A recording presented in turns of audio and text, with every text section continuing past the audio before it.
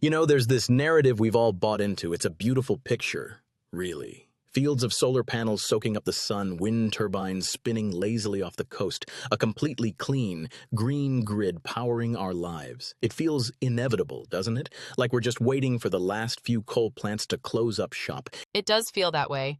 It's the story of the decade, the Green Revolution. But then, reality has a funny way of interrupting the story. Exactly. And that interruption happened just last weekend on February 28th. While everyone was talking about the latest EV or AI breakthrough, one of the biggest investment firms on the planet, Blackstone, quietly flipped the switch on something decidedly old school. Right. A massive 694 megawatt combined cycle gas power plant in Louisiana. Gas, not solar, not wind, fossil fuel. And they didn't just build it, it's officially commercial now. It's running. So I have to ask, did we miss a memo? Why is smart money pouring concrete into gas plants in the middle of an energy transition? It does seem like a paradox, doesn't it? But if you peel back the layers, it's actually a brutally pragmatic move. Think about the sheer scale of 694 megawatts. That's not a backup generator for a grocery store. That is enough raw power to light up roughly 700,000 homes. That is massive. It is. And the timing isn't accidental. The user input mentioned this plant is there to strengthen regional power supply. But what does that actually mean? It means the grid is shaky. We are seeing demand for electricity skyrocket in a way we haven't seen in 20 years. Is this the AI effect we keep hearing about? A huge part of it, yes. Data centers, AI model training, cloud computing, they are hungry beasts. And here's the kicker. They don't sleep. A solar farm is fantastic at noon on a sunny Tuesday. But what happens at 8:00 p.m. when the sun goes down, the wind dies, and millions of people turn on their ACs while a data center is crunching a massive algorithm? The lights flicker. Exactly.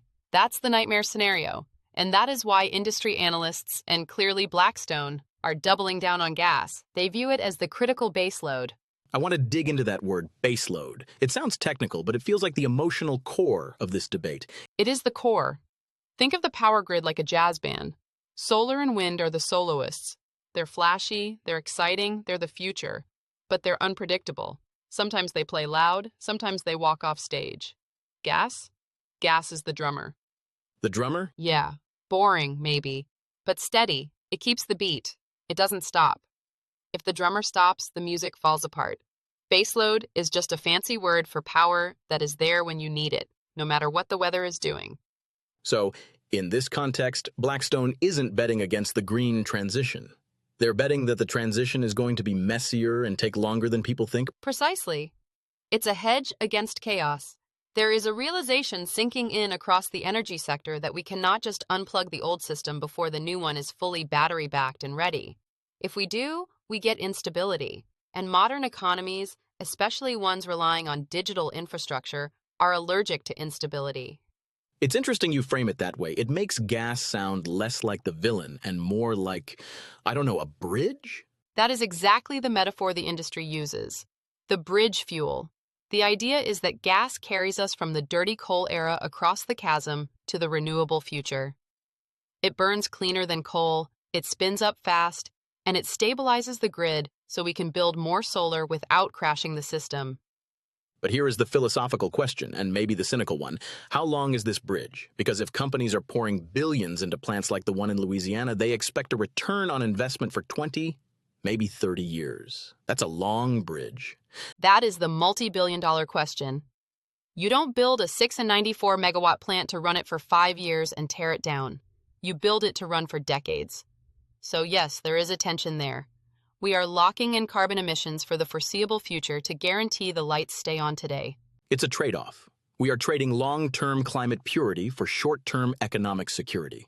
And for the ability to power the technologies, like AI, that we hope might solve climate change later. It's ironic, isn't it? We need dirty energy now to power the intelligence that might invent clean energy later. That is a dizzying thought. It's like smoking a cigarette to calm your nerves so you can figure out how to quit smoking. Laughs. That is a darker way to put it, but not entirely wrong. But look at the Louisiana project again. It's a combined cycle plant. That means it's highly efficient. It captures its own waste heat to generate more power. If we have to burn fossil fuels, this is the way to do it. It's the most responsible version of a necessary evil. So for the listeners sitting at home, seeing headlines about climate pledges one day and new gas plants the next, how should they feel? Is this a failure?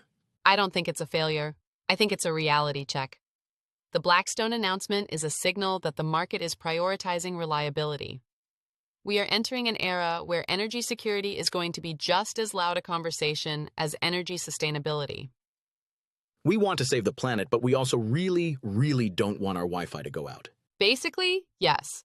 And until batteries get cheap enough to store the sun for a rainy week, plants like the one in Louisiana are going to keep opening. They are the invisible backbone holding the whole experiment upright. It's a sobering reminder that the future doesn't happen overnight. It happens one complex, compromised decision at a time. And usually it happens quietly, on a weekend, in a place like Louisiana, while the rest of us are looking the other way.